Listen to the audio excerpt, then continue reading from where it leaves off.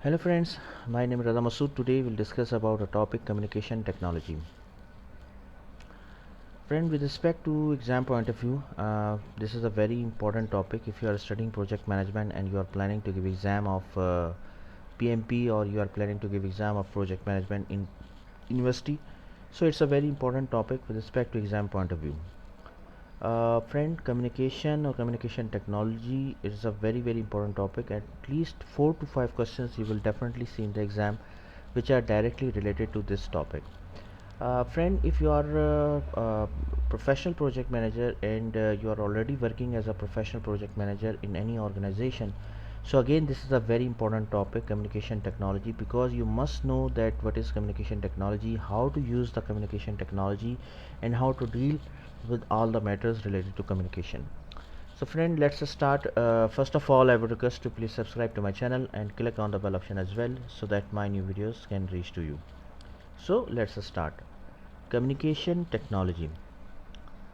Friend, first of all, try to understand. If I ask from you that what is communication, simple question. If I ask from you what is communication, could you please think for a moment that what is communication? Friend, communication means exchange of information. As per the definition, communication means exchange of information between two people or more than two people. Okay, so that is called as communication. What does it mean? Friend, communication means that you are exchanging some information with some other person. Very simple example. If you are in office and you are coming back from home coming back to home, and you just call at your home to your mother or to your wife and tell her that you will be late tonight. Okay, so actually what you are doing at this moment, you are basically exchanging the information with your relative. That is called as communication. Similarly, you are implementing another example, you are implementing an e-commerce solution for a customer, and you know, as a project manager, you know that your team is not technically capable enough, and you call to you discuss with your manager that your team needs technical training so that they can become capable enough to handle the project. So right now at that moment, what actually you are doing, you are communicating, you are exchanging the information which is necessary to share. So that is called as the concept of communication, exchanging of information. Okay, so exchanging of information, that is the basic concept of communication. Now friend, remember one thing, that exchanging of information doesn't mean that you are only sending the information. Exchanging of information means that you are getting the information as well. That means if you want to become a very good communicator, you should have to be a very good listener as well. That means friend, if very simple example, if you are standing at a shop and you are a seller, and someone came at your side on your shop and he wants to buy something. If he is saying something like he wants to buy anything ABC, and you are showing them some other thing, so what does happen right now? It will be wrong, because he wants to purchase something and you are showing something else. So friend, communication means that you should have to be a very good listener. If you are a very good listener, you would be a very good communicator. So friend, communication means that exchange of information, like you have to be a very good communicator. If you are a very good listener, if you listen to other person, there are very high chances that you can communicate it properly. Because listening means, friend, always remember, listening means that you are trying to understand what other person wants to say. When you understand what other person wants to say, only then you can behave according to what his needs. Okay, so friend, communication, remember now, communication means that exchange of information between two parties or more than two parties. And uh, to become a good communicator, you have to become a very good listener.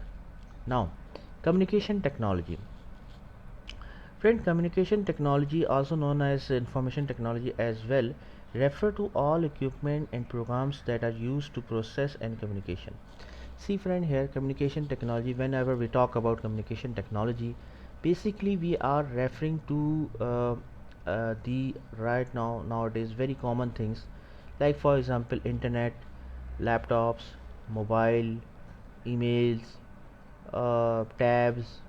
So all these sorts of things are basically which we are using as right now to communicate with each other. This is called as the communication technology. Like computer, mobile phones, like by using the mobile phone we can talk to each other, telephone, television, internet, social media. So all these are the sorts of the things which which came under the umbrella of communication technology. Why? Because see friend, here if you want to communicate with a customer which resides in like for example in Australia and you are in India, so how you can talk with him? By using the WhatsApp you can talk with him, by using the Skype you can talk to him, by using the Zoom you can talk to him, by using the Microsoft Team you can talk to him. So there are so many tools right nowadays which are available. By using the tools you can communicate very easily with them without any problem, without any issues. Like for example, if your technical team is sitting in Pakistan and India and the customer is in USA, so by using the Zoom, by using the WhatsApp, nowadays it's a very common thing to use all these sorts of tools and they can communicate with each other.